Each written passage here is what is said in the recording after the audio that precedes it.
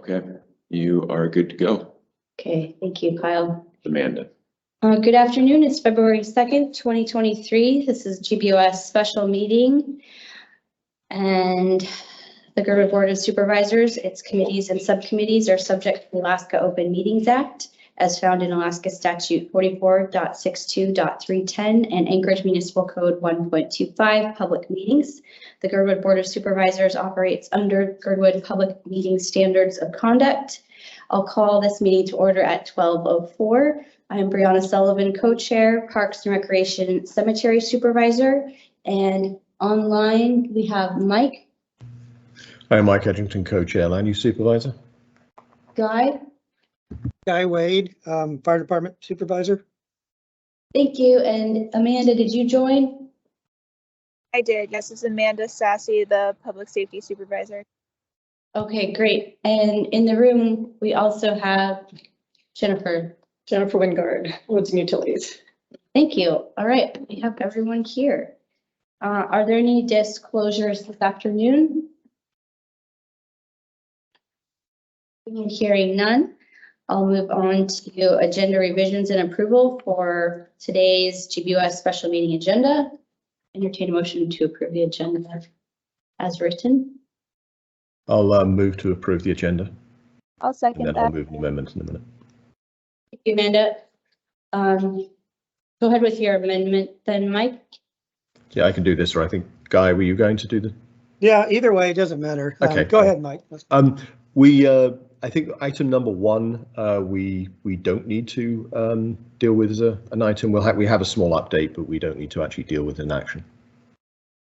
So we could drop that. Thank you. Any objections to removing number one as an item for action, but keep it as an update? Can we see what it is? Yes, it's the Girdwood Fire and Rescue Yeah, okay. grant funds. I'll pull it up. Okay, no objections being seen, so we will approve the agenda with amendment with assent. And move to announcements. The public is encouraged to ask questions and provide comment. Please raise your hand and wait to be acknowledged. To help discussion stay productive, please direct your comments to the board rather than other members of the public, and keep your comments focused on the business under discussion. Please be respectful of everyone's opinions. Agenda, so not an action item, but number one, we could just do an update then on the applications for grant funds. And I have noted what we did last meeting, but Guy, if you want to start that, you could, or anyone else. Yeah, I think there's some information on bonds that are going to be coming up in the election. Mike, you were down at the assembly. Do you have? Yeah, I can speak to this briefly. So this is partly connected with how we're funding various equipment, and there was last year we passed a resolution that we would replace 2 of the utility vehicles for I think $200,000. So we have a resolution to that effect. Since then, we identified there was also an opportunity to get funding from SMET refunds, which came from the federal government. And that money was allocated towards replacing 2 EMS vehicles. We also had an issue with a fire department vehicle, so we tried to get that from the area-wide bond, and in the end OMB decided, because the previous version was allocated to the fire department, which is in the service area, not area-wide, that they couldn't go onto an area-wide bond. So OMB, which is the Office of Management and Budget within the municipality, created a bond proposition without asking us and without getting our input and without even telling us, for a Girdwood only bond for $100,000 for a utility vehicle. And since we'd never talked about it and we'd never asked for it, Guy and I, we didn't have time to have a meeting because the meeting last Monday got cancelled and the discussion at the assembly was the Monday night to potentially pass that bond. So we just wrote a short letter just saying that we'd never passed it, didn't ask for it. And they put that into the record and used that as a way to, the assembly, sorry, used that as a way to just cancel and postpone the bond. So that bond that OMB created for Girdwood to bond for $100,000 for a utility vehicle was basically scrapped. So that will not appear on the August ballot. And since we had already decided we were going to allocate some capital to replacing 2 vehicles, now all we have to do is allocate 406 funds to replace 1 vehicle, and we get 3 because we have this other funding source for the other 2. So we can replace all of the utility command vehicles together. And there is an advantage in doing that at the same time. So basically, the situation is we're going to spend less than we intended to, and we get 3 vehicles rather than 2. So I think that's a decent outcome. But it was a bit messy getting to this point. Thank you, Mike. Are there any other comments from Guy or the board? Chief Weston, do you have anything? Yeah, and for that vehicle, that third vehicle, which is now canceled, which is now coming from the Girdwood service area 406 account. We had asked the GBUS had talked about having it as an area-wide bond, which it's amazing that they won't have it as an area-wide bond. But regardless of that, upcoming on the area-wide bonds is they are giving us gas ambulances. They're converting in the next year us to gas ambulances, but we don't have a gas fuel source. So we had a debate about this. So they're on the bond. One of the bond propositions coming up is getting a gas fuel tank now. So we'll have like a secure fuel location for fuel because they're making us switch to gas ambulances. So there is something Girdwood-esque, fire-esque in the, although it's area-wide EMS, in the upcoming bonds. Okay, thank you, Chief Weston. Anything else from the board? Just to add on slightly to Chief's comment, there's also funding to improve the radio network, which will also improve service here. So there are definitely assets within the area-wide bond that will help us. Yeah, but they did not include replacing our radio system, which is going to. Yeah, that's correct. The terminal, the actual radio sets within the vehicles and were not included in that. I think there is some other funding coming towards that though, potentially. Thank you for that clarification. If there's nothing else, we'll go on to number 2. And thank you for those updates, everyone, in clarification. GBUS review resolution of 2023 regarding postponed Fulton Hills S1 amendment. And we have our revised version here for further editing and a better look before next week's assembly meeting. Yeah. So I'd like to just speak to this initially, broadly, first.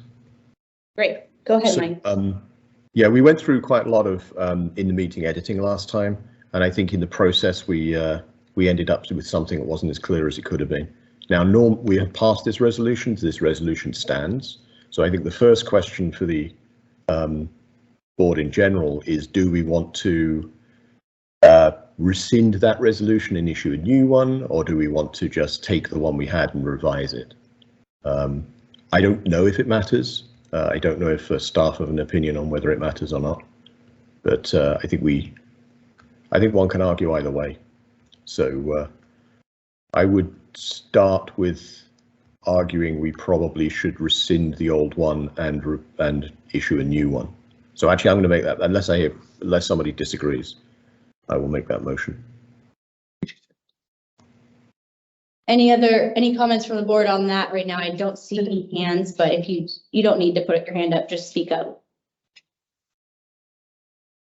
I think that would be the most simple route, would be to rescind the last one because we're changing it to be updated, because it's lots of the same information as well coming from us, just 2 weeks apart, but a more revised version today. Any other comments? I agree. Okay, and Mike, I can't see you, but go ahead. Okay, so yeah, so this becomes a new resolution. So we don't, the redlining here is just a way to explain the differences. We're actually just going to have the new language in there. So there are a few changes made to hopefully clarify what it's saying, and I hope these are completely in sympathy with what we discussed. They're meant to be. The first one is clarification both at the beginning and the end in the title and the therefore. We're actually asking for the postponement of their action. We're not asking them to approve it, but just delay that approval. So that was just a little careless, and this is a more careful representation of what we're actually asking. So we're asking them to delay it until the, and then at the, if we go to the very end of the document and the therefore.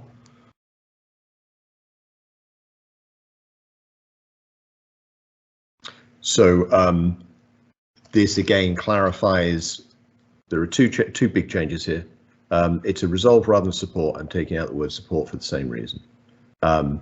And again, the Assembly's action on the Holton Hills disposal, rather than having the full description, the full legal description of the land, I think that added to the confusion. So rather than the full legal description of the land, we refer to it as the Holton Hills disposal.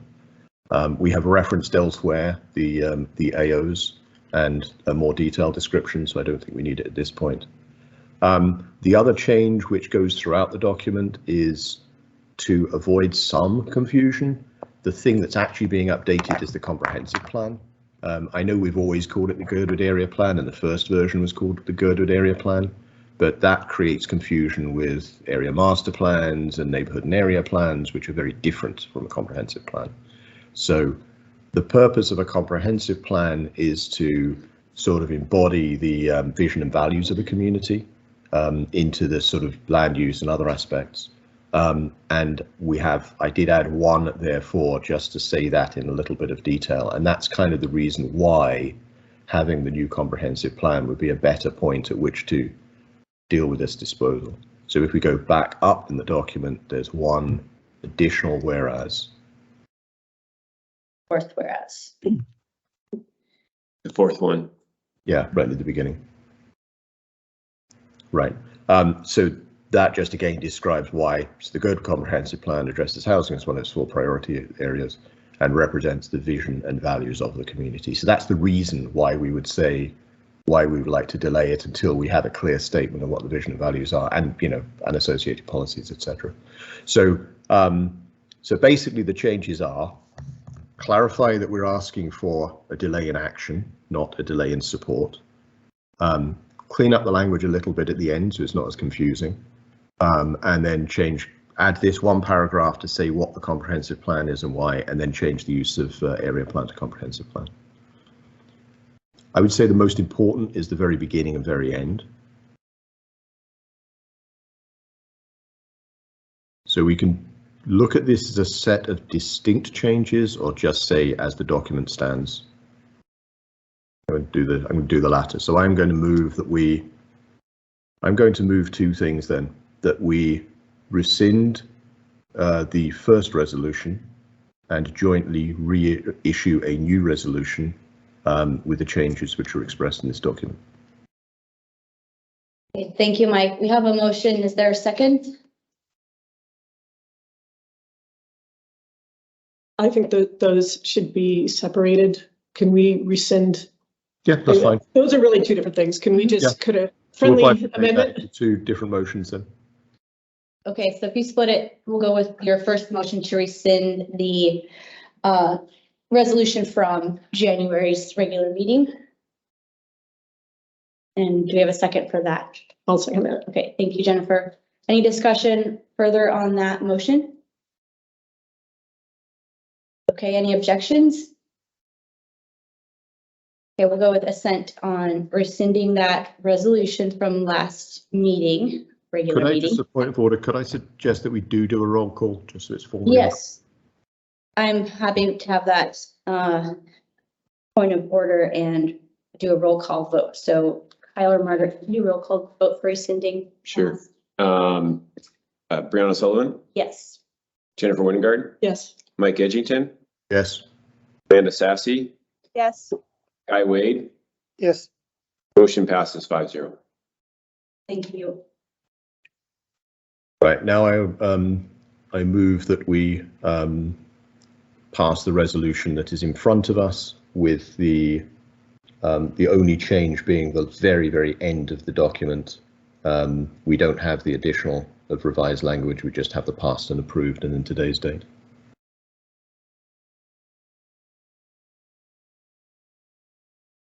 Okay, we have a motion to approve this resolution with the corrections Mike just stated for what he just stated. And is there a second?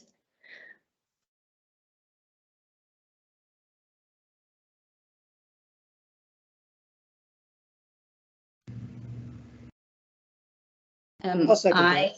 Okay, Guy, thank you. Thank you for seconding. Now we can have discussion. Any board members? Go ahead, Jennifer. But I agree. Okay, if anyone has a comment online, go ahead.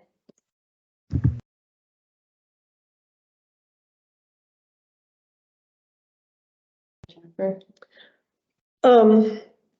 I just a real quick question right at the top. First of all, could I just ask a question about how this was drafted? Did we have more than one board member that was drafting this? No. Okay. I'm shaking my head. We had a really short time between the previous meeting with the assembly, I think, and then putting this out. So I believe Margaret and Mike worked on it before the January, I say the wrong date. Our meeting was January 20th or something, 19th, 16th. So when we were all basically online for that, reading it and going through the live editing was the first time we'd all read it and seen it.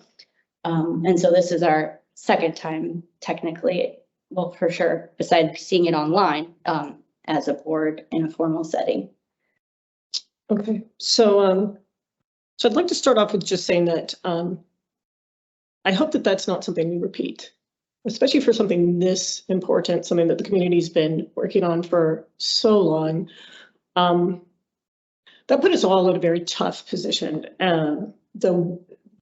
We were essentially only able to edit what was directly in front of us, and I think it's unacceptable. I want to be clear that we had two people that had been working on this issue, two people that were at the work session, two board members that were speaking for Girdwood. So drafting a document this important with only one is something that I hope does not get repeated. And if so, I will seek to find a way to put it within our rules and bylaws that we try not to do that, well, that we simply don't. It is unacceptable. Second, I do not think this reflects what we have been hearing. I think this is focused on our old concerns, but we had two GBOS work sessions, one which was with land use, or two which with land use. The single biggest complaint about the S1s now and this whole land disposal are not just the lack of affordable housing, but these whereases all focus on that. We've got process issues, we've got lack of disclosures, we've got financials that are not clear.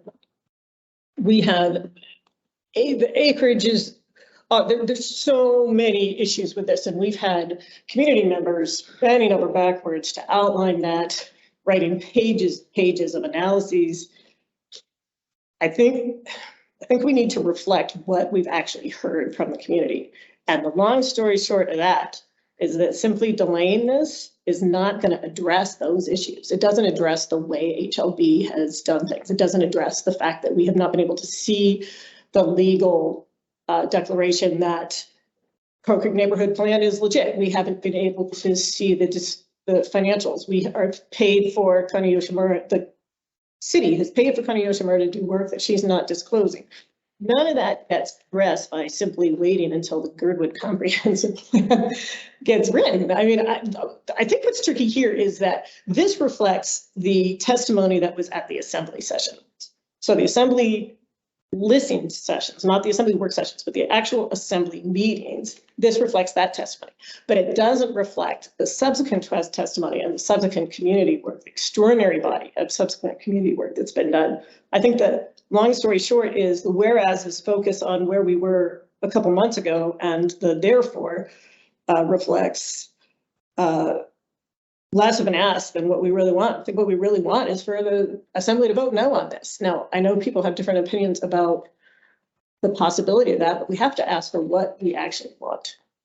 And I think what we actually want is for the process issues behind this to be addressed.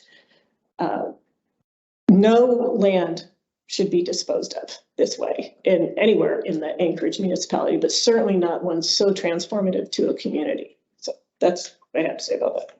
Thank you, Jennifer. And just real quickly, so I have it in the open, I did not help draft it, but I did see it yesterday, but I didn't draft it. Right, So I that's haven't edited it, that's all. just so you know. And one of my first thoughts is we're still responding to the S1 because we haven't seen an S2. And it's been 2 months now that the S1 was released. So we haven't seen an S2 or the amendments, but I realized all of your points about what's happened between then and now and all the things that you've listed. I'll go to online. Any comments from the board first?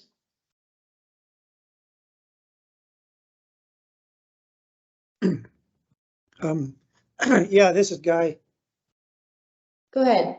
Yeah, during our last regular meeting, that we didn't really have this resolution in front of us until the last minute. And I did make a couple comments on, why aren't we including some of those process issues that we have with the whole thing, from the RFP to how the team was assembled and disassembled and the agreement that was written. And so I had mentioned that during our last meeting of why it wasn't in here.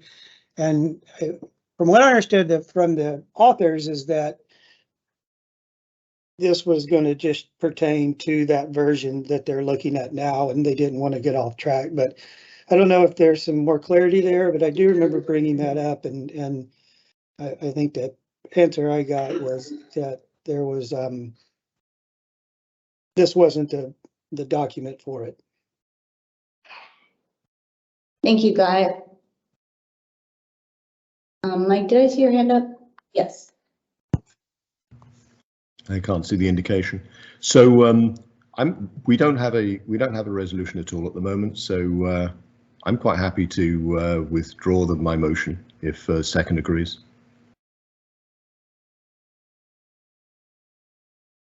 Sure. Okay, thank you. Thanks, Guy. We have more hands up, but I just want to make sure everyone from the board speaks. And just Guy, to clarify from your points last meeting, what specifically did you say you wanted to see in the resolution?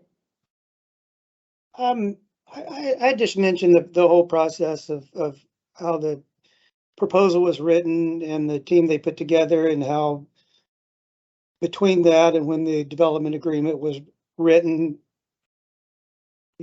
just that process of it's no longer a team, it's CY Investments, and development agreement was written, without any input and kind of in secrecy.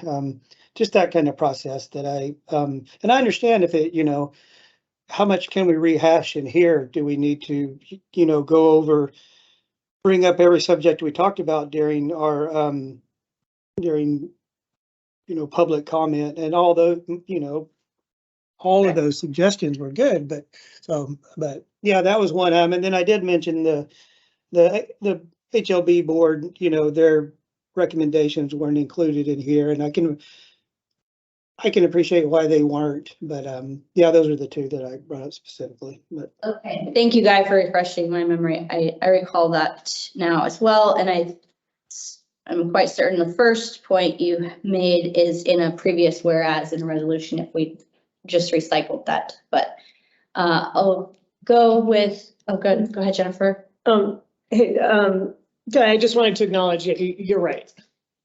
You did bring up some of that stuff, and so I remember some of the discussion revolved around having too many whereases. But to your point, I would say that it's kind of hard to catch some of this on the fly, and there was concern about, as I remember it, our discussion center on the concern about clouding the issue. But I realized afterwards I mean, one, we were trying to work with what we had in front of us, but two, it is genuinely difficult to try to tackle a moving target. And the community momentum on this is so huge that it's hard to get a snapshot of something that's actively snowballing or avalanching, whatever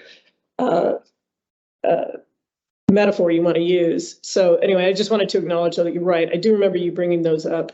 I do remember that the concern about the HLBAC recommendations was they didn't necessarily match the community ones. And so that was the specific conclusion or confusion we wanted to avoid on that.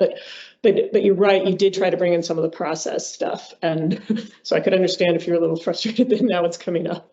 I'm sorry.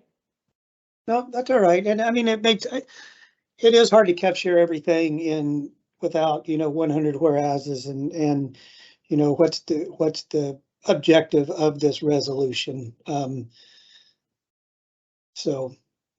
yeah, I appreciate that explanation. Yeah.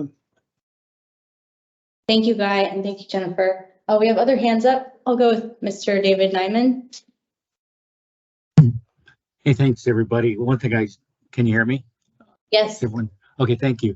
Yeah, I just want to say, I know everyone in this room, or hopefully online too, it wants what's best for Girdwood, and that's the unifying sentiment we all have. And and I've made a few missteps with some of my assumptions lately, so I can understand how things happen and they get confused a little bit. The one thing I really have learned from all the research and studying, and I learn every day because you read that development agreement, and, oh my gosh, there's something else. Like, it's not even clear that there's any payment for the land now. You start, well, how is the land paid for? It talks about the land value. So really, to me, the elephant in the room is that development agreement, and anything where that development agreement, and this speaks to Guy's process, because of how it was arrived at. It's just there's no future with anything that relies on that development agreement. So, and we have been very consistent. I say we, but at least I have, but I think we have as a group as well, that this is not going to work for us. And the development agreement is so bad, it just cannot be corrected. And is my so that's pretty much what I have to say, and I might have other comment soon, but I appreciate everyone here, and I think we're all looking for the best interest of Girdwood. I guess I have a question for Mike. Mike, was there a strategy for tying the approval of the lands or disposal to the Girdwood area plan, or now the comprehensive plan? Was that kind of your underlying strategy for that? The two things, that's something which we've heard frequently from the community. And it wasn't approval, that was just a drafting mistake. It was decision. So the criticism, well, for want of a better term, the comment we've heard from a lot of assembly members and elsewhere is Girdwood doesn't have a coherent goal of where they want to be, of what we want out of this. So the comprehensive plan does that. So they would be considering a disposal of this size and this impact after we as a community had concluded what our goals were.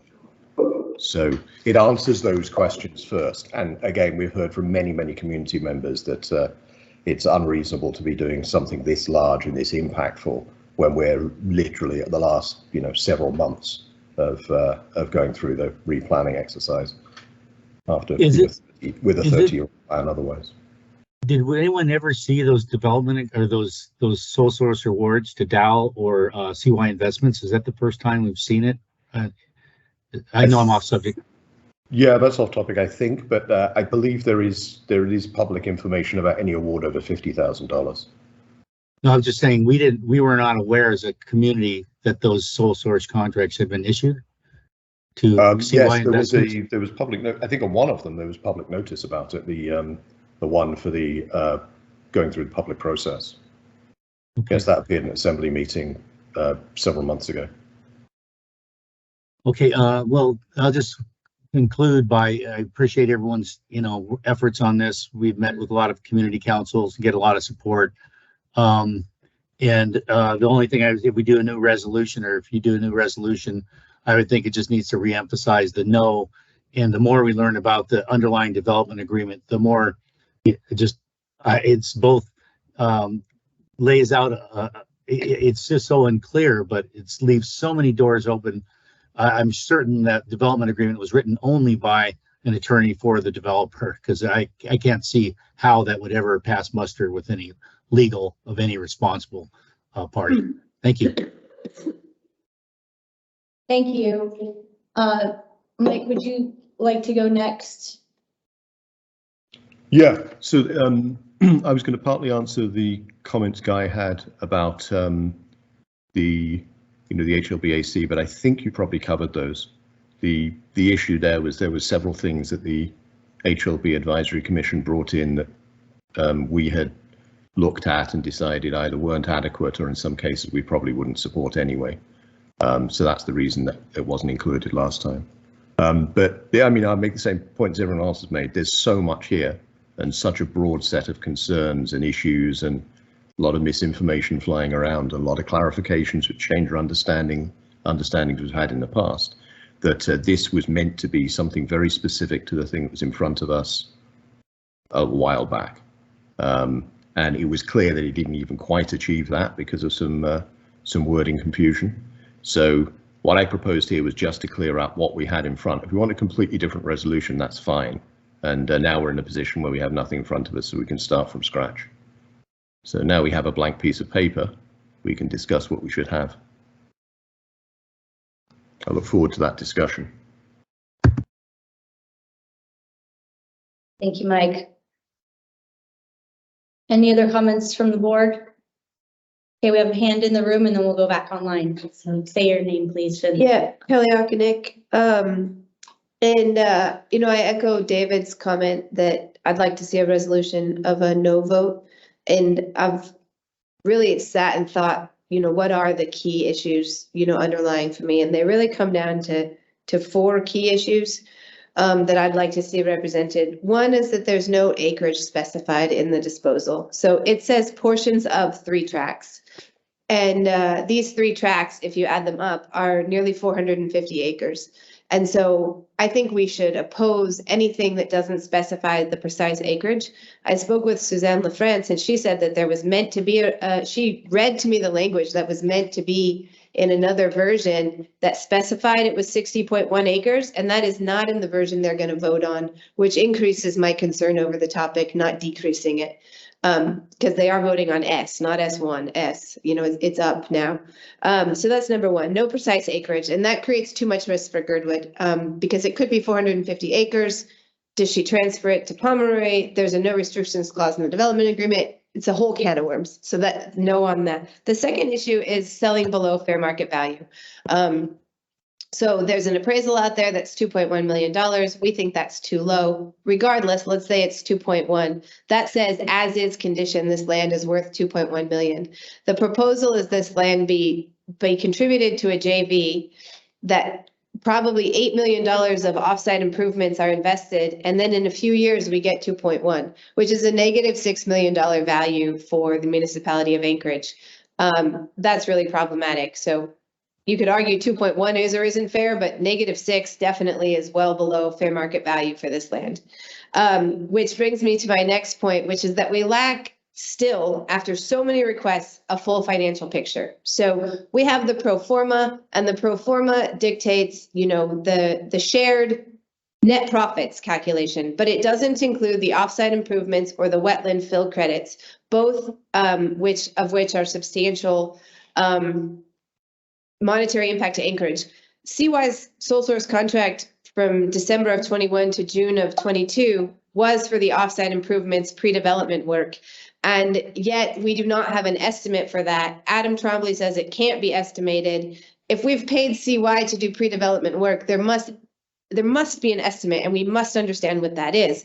It's further problematic because CY has another sole source contract, which is based on a percentage of these offsite improvements. So how can we approve a contract that can't be estimated because the money that we invested in the pre-development failed to deliver an estimate? So the full financial picture, supports the fair market value question, but absolutely we cannot support disposal of a project we don't fully understand. And then the fourth element is the, again, I echo Mike's issues with or concerns around the languaging, but the area master plan, the Crow Creek neighborhood plan, whatever you want to call it, the Title 21 master plan for Crow Creek really drives a lot of analysis on impacts to the larger community, school, fire, roads, everything else that will be impacted by this.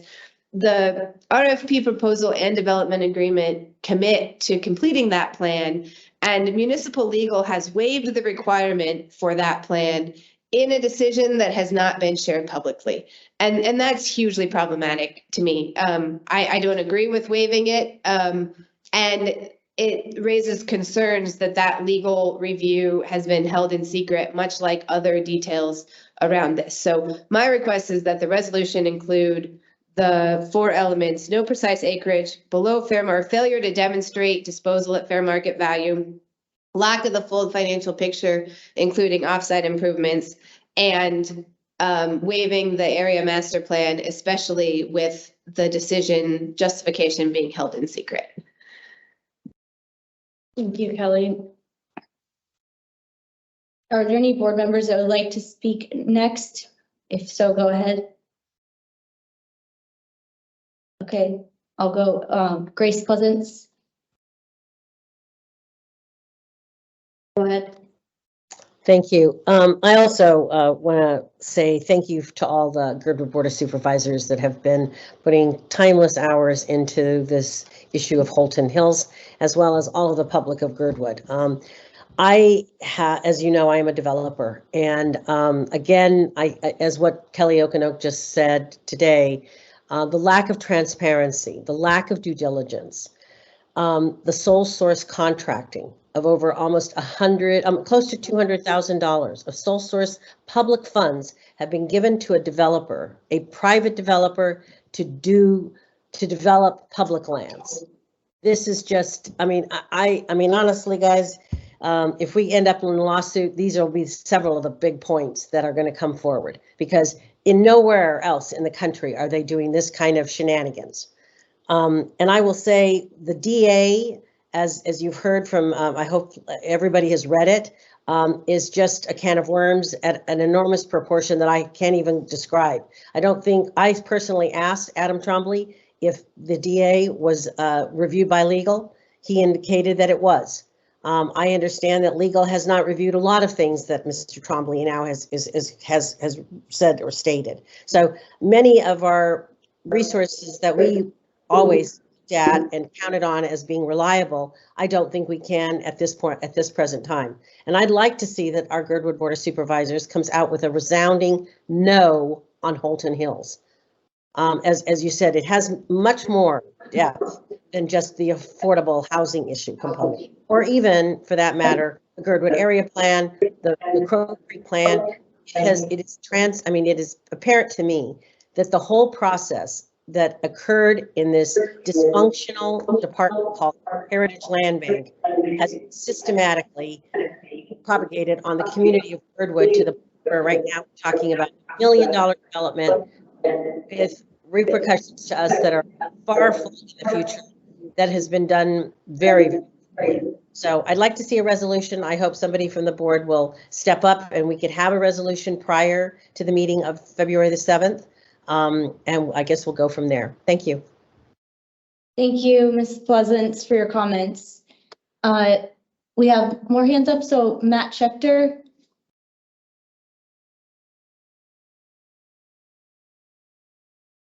Hey, everyone. Yeah, I'll try to be quick here. Again, yeah, thanks to everybody on the Board of Supervisors for all their work. It's tremendously appreciated. To kind of just, piggyback on the comments that went before in terms of what I would like to see in an updated resolution. I'm kind of in the either in the postpone or no camp, but I would easily take a no and have them scrap it and start over. I think to just emphasize a couple of things in terms of an updated resolution. In terms of the HLB statute issue, it looks like you can only own, lease, or I should say sell, lease, or exchange land. There's no mention in the statute of joint ventures or profit sharing. And I think we should be kind of explicit that that type of agreement doesn't appear to be allowed. I mean, you've already kind of talked about how HLB kind of ran over, its own process from the statutes by not communicating with the community. But it looks like the profit sharing is not even allowed. So I would emphasize that.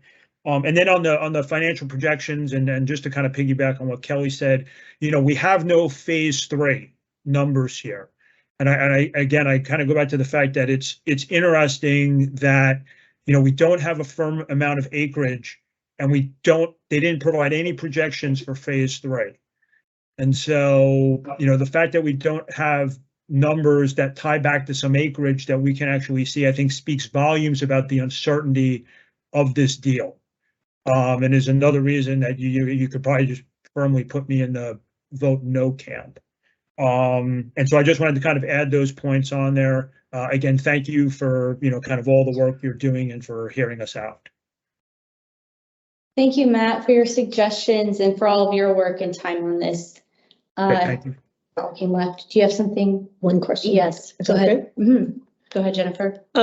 Matt, can I just clarify? You're saying that your main points, I think you had 2. It's one about the provisions of the HLB statute Yep. not allowing JV, and the other was that there's no phase 3 numbers. Did I get that correct? That there's Yep. 2 main. Yeah, those are 2, and it's just mainly because Kelly had emphasized a number of points that I if I was to raise my kind of top issues, those would be them. So. Thank you. And we're moving along here with our afternoon meeting. Thanks everyone for being here. I meant to say that at the beginning, taking time out of your days. Mike, your hand is up.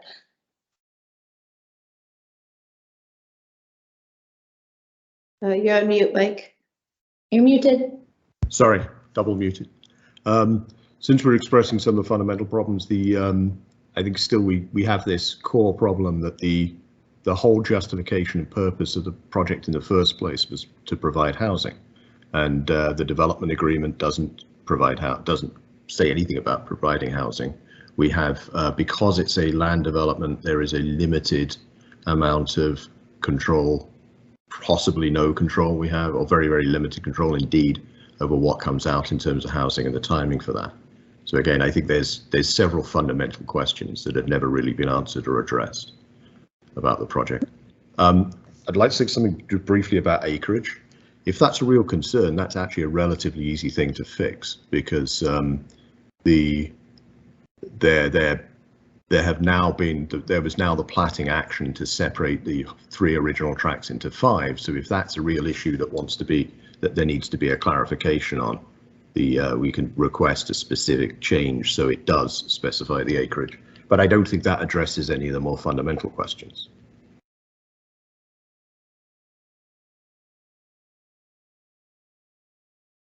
Thank you, Mike. Jennifer, go ahead.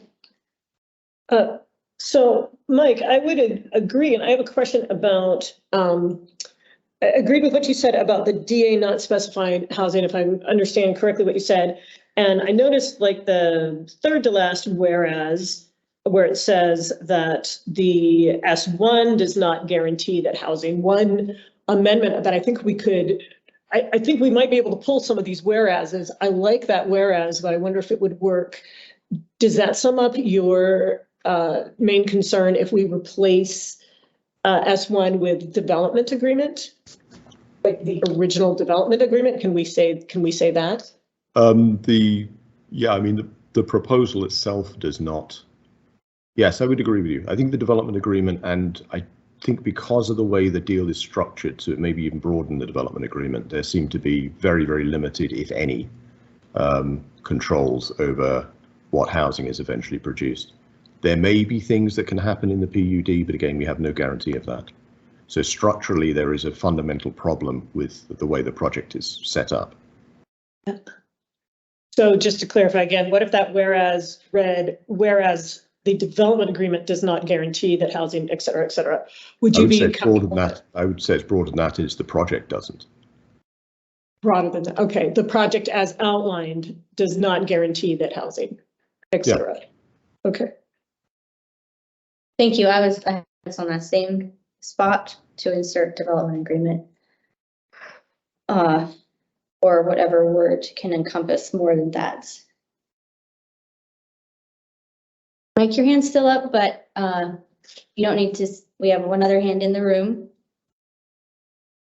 Go ahead, Kelly. Yeah, the comments I didn't finish, I just realized is, I gave the things I think should be included for the no. I think the ask is no, and then that the assembly commission the update to the area master plan, the Crow Creek plan, to be done in collaboration with the Girdwood comprehensive plan, using our new vocabulary, in order, and something that's worded so as to say, to craft the basis for a new bid process, to be forward looking. And we're not saying no to development, we're saying, and especially in light of what's supposedly happening with Alyeska Village and the resort, community that's meant to be going there, it makes sense to master plan Crow Creek as a supporting effort to the comprehensive plan. And what Ryan Yell told us on the meeting that he came to, the GBOS meeting he came to, is that because the assembly signed that 2006, it's the assembly whose action it is to commission an update.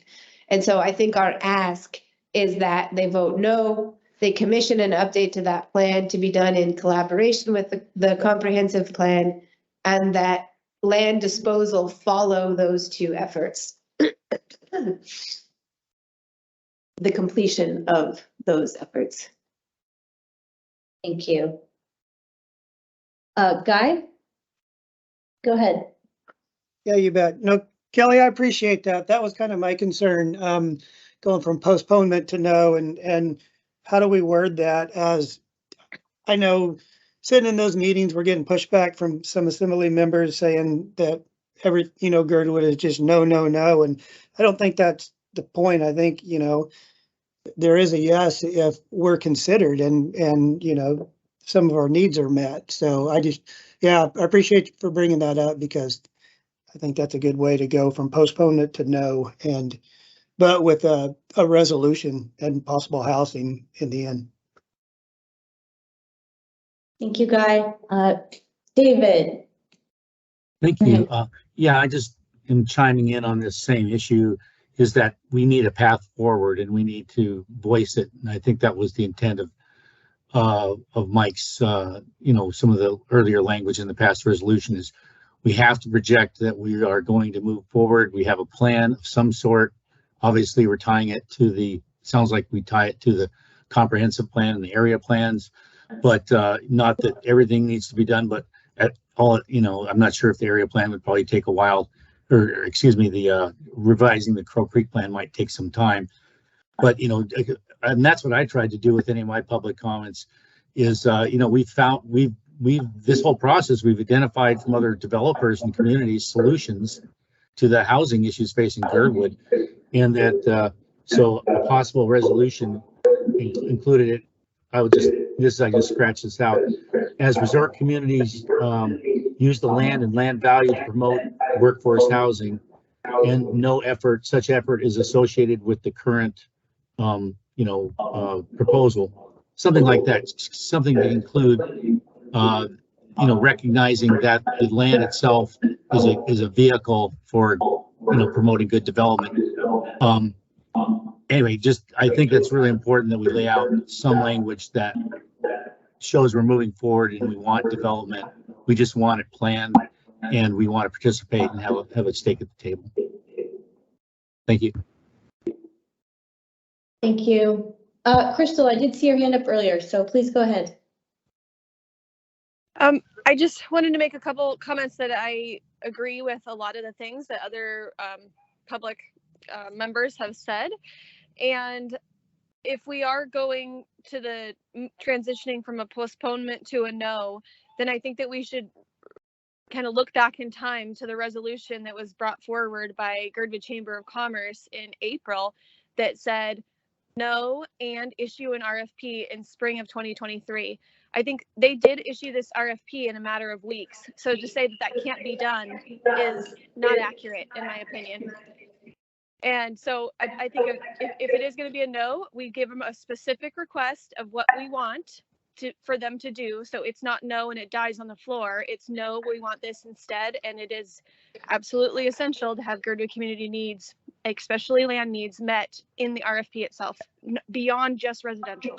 Thank you. Thank you. Jennifer? Crystal, I just have a follow-up on that. I think what I'm hearing, at least from a couple of people here, is that if no, and then it sounds like we're debating the possibility of asking Assembly to commission an update to the Crow Creek neighborhood plan. And then as well, we want to be coordinating with our comprehensive community plan.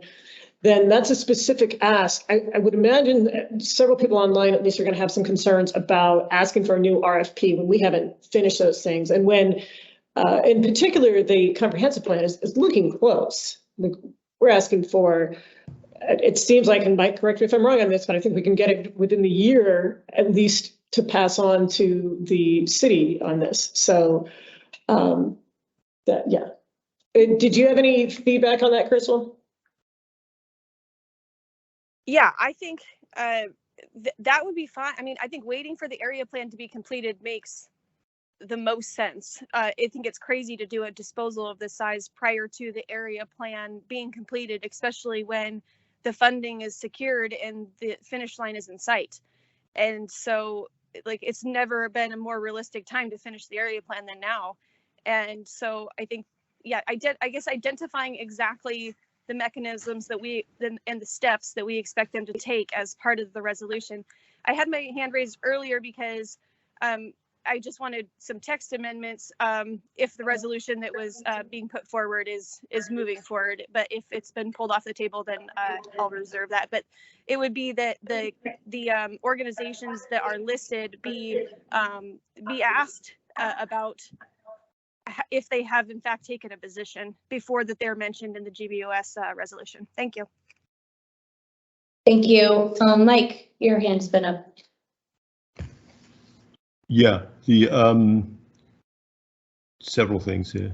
So first thing is the just to briefly answer Jen's question, the current plan is for the comprehensive plan to have a final draft. I think it's September this year, and then it would be moving into the adoption process locally and municipally in parallel. So September is the current final version or final draft. So that answers that question. So yes, this year is very feasible. Second thing is we've got kind of two problems here. There's what we want, and there's the situation that's in front of the Assembly. So what we want to do is have a chance to clarify what the community needs and do that work, and then have a Holton Hills-like proposal developed in response to what the community needs. And we ended up with the sort of cart before the horse of HLB sort of, for whatever reason, HLB did it, and we all have our theories. They have kind of just jumped and said, this is the development you're going to get in the original RFP, and then in the actual proposal that came back, again, we had another flavor of that, and then what actually was incorporated in the development agreement is yet another version of that. So what we have in front of us isn't even a direct response to what HLB asked. It's something which is kind of emerged from that, and none of these are in response to what the community needs. So at one level, we're saying the community has to be clear about what we want, and this kind of project should be then in response to that. So that, I agree, that's what we should do as a community. The problem they're facing from a municipal point of view is that the developer is asking for something they're entitled to ask for under current code. So what we have to be able to do is not just ask for the opportunity to clarify what the community needs and then have this project in response to that. We also have to address the issues of why they can't get what want now. So we have to have a balance between fundamental problems with the proposal that's in front of us and the sort of, you know, desiderata of what we would like to follow that. So I think it's more of we probably need to focus more on the sort of very fundamental 2 or 3 key things which are wrong with what's in front of us first, and then propose a path forwards. So if we can narrow down, I mean, I think one of the problems with this whole process is we probably have 15 or 20 things that have been thrown out as major problems. We have to kind of narrow that down into the absolute core ones that have meaning as far as the assembly is concerned. There are definitely some process issues which are concerning, many process issues which are concerning. Whether it makes financial sense has to be top of the list, and obviously the mismatch between what the community needs and what the project does has to be at the top of the list. What else is there? I think we have to keep it fairly focused on the fundamental weaknesses. Thank you, Mike. Jennifer? Mike, thank you for that. I would agree. Returning back to this thing that it's in front of us in the resolution, so because we do need to get something out, right? Especially with that assembly meeting on Tuesday. We actually don't have a resolution in front of us at the moment. We have, you know, various pieces of language in the past, but there's nothing in front of us now. Okay, understood. I actually have this piece of paper in front of me that says resolution, but I understand what you're saying. We're just using the same language in different ways. I think that we can pull some of these whereases, but I also think we can keep some of these that were in the original thing and then use them to draft something new. I think we can get rid of as many as 9 of the whereases, just keeping enough to focus on the fact that the area plan is outdated. We do need housing, and I've selected a couple of the whereases that I think will manage that, and that the project as outlined does not guarantee that housing. The third from last whereas I think is pretty powerful and important. It's something we've said a lot, but maybe has not been heard or understood by the assembly, because many of them I think are still calling this a way to provide housing to Girdwood. And then if we take out that many, then I think we can meet your goal of, or I don't know, probably the whole board's goal of keeping this streamlined by adding some of the points. There's a fair amount of overlap between these points that have been brought out. I think we can add, I don't know, maybe 5 whereases. So I think we can take out as many as 9, put in 5, and have something that's stronger. And then if we can agree on the ask, I feel like we might be coming towards consensus on the ask, towards a no vote, and commission an update that works in concordance with the comprehensive plan. I mean, more words than that, but I feel like we're maybe getting close to a consensus on that. Thank you, Jennifer. Mike, did you want to go? Yes, sure. I'd like to actually take the point you made earlier on in the meeting, Jen, and say I think it would probably be a mistake for us to sort of go forward and draft something and pass it now. I think taking the feedback we've got now and creating a different version of the resolution, allowing that language to circulate for a couple of days, and then having a meeting which is just focused on yes, nor, or any amendments would be better than trying to do it all now. I just don't see it as being a useful exercise to sort of draft it in this meeting. We need time. We need time to think about it a little bit more. Thank you very much, Mike, and thank you for all of your comments, Jennifer and the board. I also agree, and if we do have a consensus on 3 or 4 main points so that it aligns with what the assembly would listen to or be receptive to, because we kind of have an idea what they would be more receptive to, or what they've asked us to say. So if we kept the few points that you've already emphasized, Mike, and you, Jennifer, I feel like we could save time outside of the meeting or during the meeting by writing this outside and using parts that work for most most of it and the notes that we have here, but losing my track of thought. So I would ask what the will of the body is. We still have 2 hands up, and it's 1 o'clock. We still have our allotted time. So Mike, if you want to go ahead, or then David, again, your hand is up, David. Oh, sorry, I was hoping for some feedback on that idea, and then if so, I would move to, I think, postpone or suspend. I'm not sure whether it's postpone or adjourn. It's adjourn, isn't it? And then come back. David, would you like to go, or I'll go with the board member? Yes, I'll, thanks, Mike. Yeah, I was wondering, I had a suggestion, you know, I've been writing some whereases and versus reading them off. Maybe I just email, you know, if it's just an idea, because we've all heard something, and maybe we could just send the Board of Supervisors some whereases, and you can choose not to use them or use them for food for thought.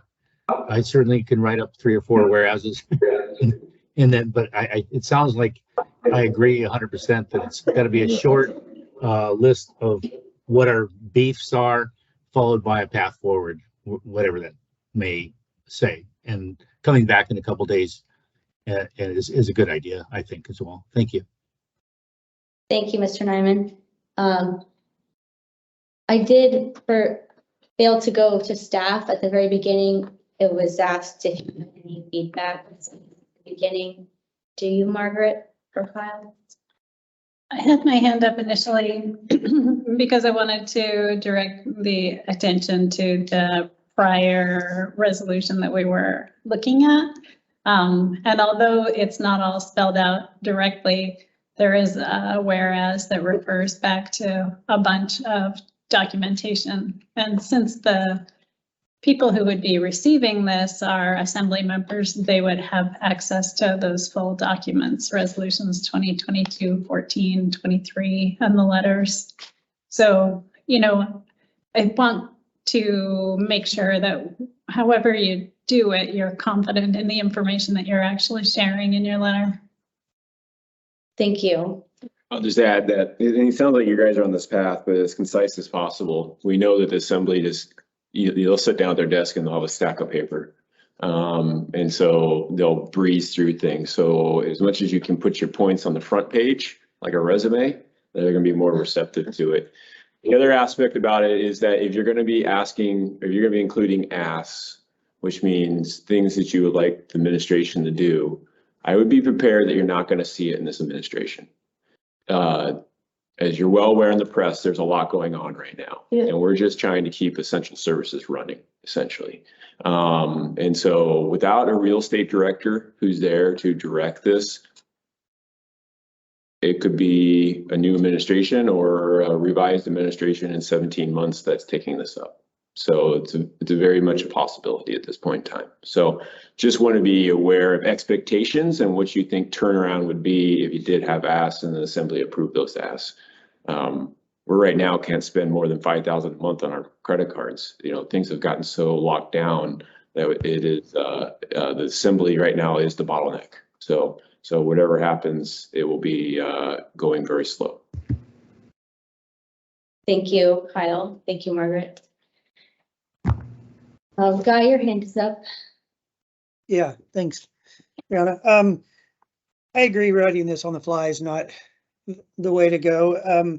I do appreciate all these iterations and the time that Mike you put in it and Jennifer. And so I guess the process, you guys have sat in on those work sessions and been part of those discussions.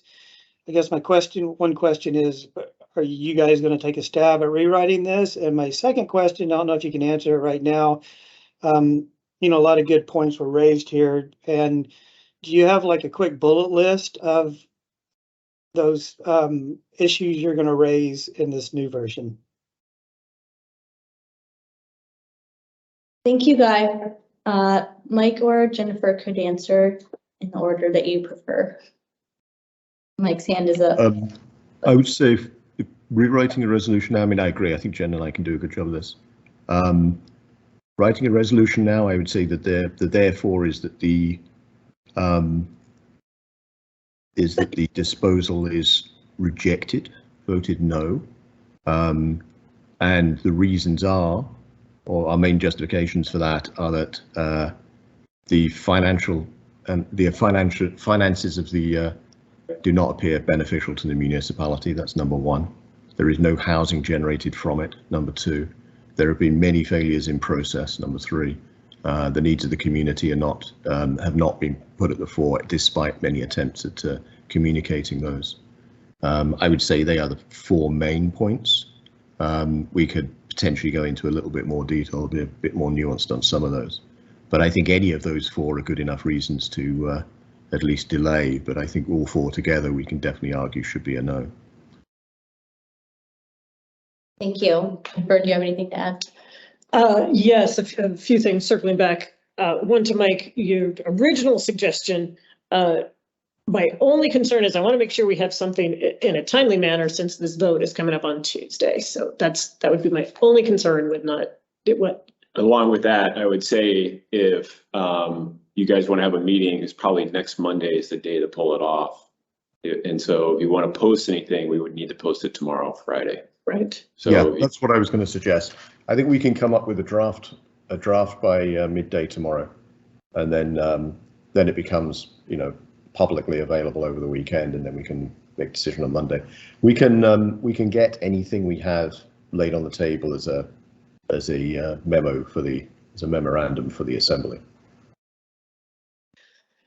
The other thing is, personally, I really like David Nyland's idea about if you've got whereases in mind. Like I like that idea of crowdsourcing that would be great, because it's been spooky trying to reflect the voice of the community when it's changing, when it's multifaceted, when it's used to being such a plurality rather than having one or two spokespeople. It's just not the way Girdwood has done business in the past. So I love the idea of if you got whereases, by all means, we'd love to see them, but it has to be fast, right? Yeah. Thank you, Jennifer. I am glad it's Wednesday, and if this meeting was any later, we would be even more crunched for time.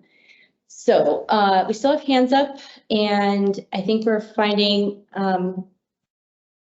okay, so I'll go with quickly Grace, and go ahead, Grace. Hi, this morning I was speaking to the president of the Tudor Community Council, and I had posed several questions to Meg Zalatel regarding this Holton Hills. The mere fact that we haven't seen S2. She has responded back to the president of Tudor Council. She has not responded back to me.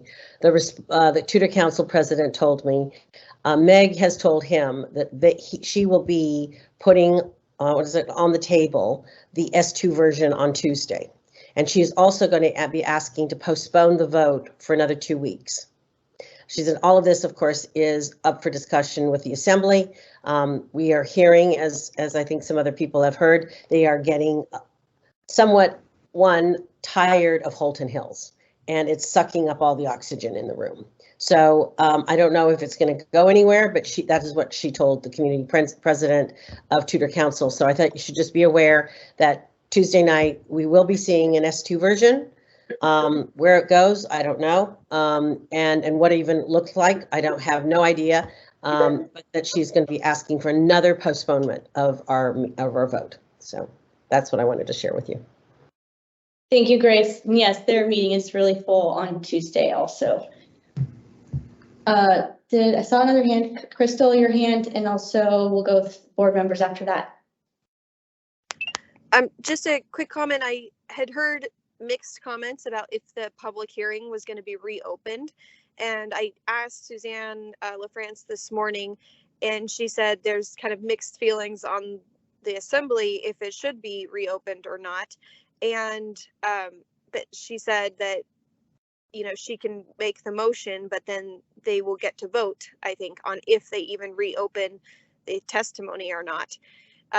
So it's all very, you know, kind of feels loosey-goosey, because we don't know, like, do we need to have people come show up again at Assembly?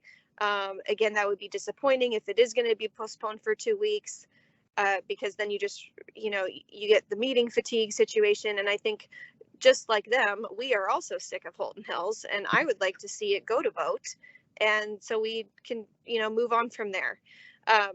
So anyways, I guess getting clarity, I guess maybe come Monday at like the very latest of like, we expect this to be reopened on public hearing or not, like kind of a concrete answer. But again, I guess it might not even come down to Tuesday night if they do it or not. So anyway, just kind of another thing that we should be paying attention to. Right. Thank you, Crystal, for pointing those out. And it is ultimately up to the assembly to vote on what they are going to discuss or open on Tuesday. Mike, please. I asked very similar questions to many assembly members, and I get the same sense of many of them want this to be just come to a vote and make a decision one way or the other. I don't even know if there's an attempt to postpone it on Tuesday, whether that will be successful. I think there are enough assembly members who'd rather vote immediately. The S2 version, when I asked Meg about this, she said the S2 is likely to be the S1 plus the administrative amendment she already discussed at our work session in Girdwood. So it'll almost certainly be just a tweak on the S1 to clean up some language and not a substantially different document. The Assembly Council has already ruled, sorry, that the S1 does not require a new hearing, a new public hearing. And if the S2 is as similar as Meg said, then the S2 would fall under that same ruling. So there is no requirement to hold a public hearing. But again, I've been told that Meg and Suzanne will both move that there is a public hearing for it. I think again, we don't know what the Assembly is going to vote for that. I think that probably they will vote no, but I don't know. And we will not know until they do that. And that's a very unfortunate situation. I agree with you, Crystal, that we just don't know if there's going to be a public hearing opportunity or not on, well, if there is a public hearing opportunity, it would not be on Tuesday, it would be 2 weeks after that. So we don't know if that's going to be postponed for that reason. There was one other thing I was going to say, and I can't remember what that was.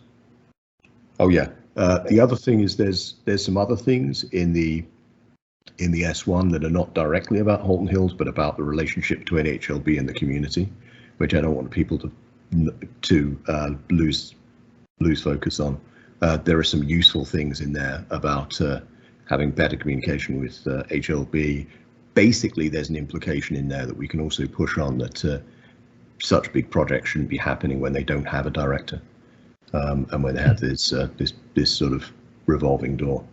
There is also likely to be a resolution introduced, probably on the addendum, so we will see it on Friday, for HLB to identify other parcels within Girdwood that could be eventually, within the next year or so, conveyed to a non-profit for the purposes of developing attainable housing. So we're likely to see that resolution as well next week.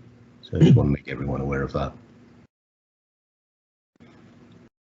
Thank you, Mike. And informally, I'd like to move to adjourn if there's no other, as soon as the board comments are finished. Thank you for that as well, Mike. Are there any other comments in the room? And Kelly, quickly, and then we would like to adjourn, I think. Yeah, no, do we need to schedule Monday before we adjourn? I just don't want to lose the path to completion. It would be a good thing to discuss real quick, although our staff is so great, we usually get an email. So.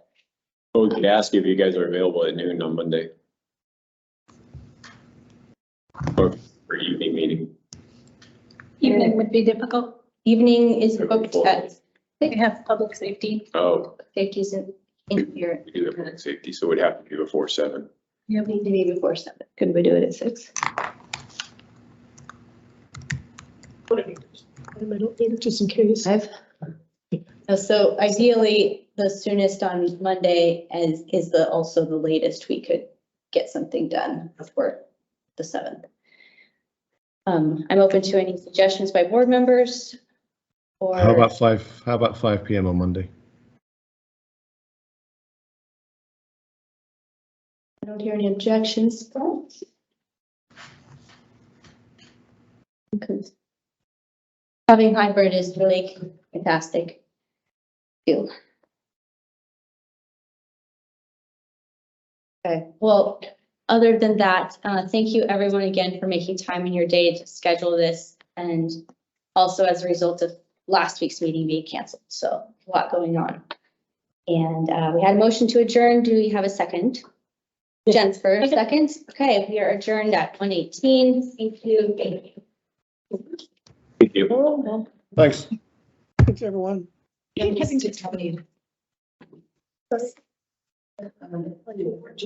Yeah.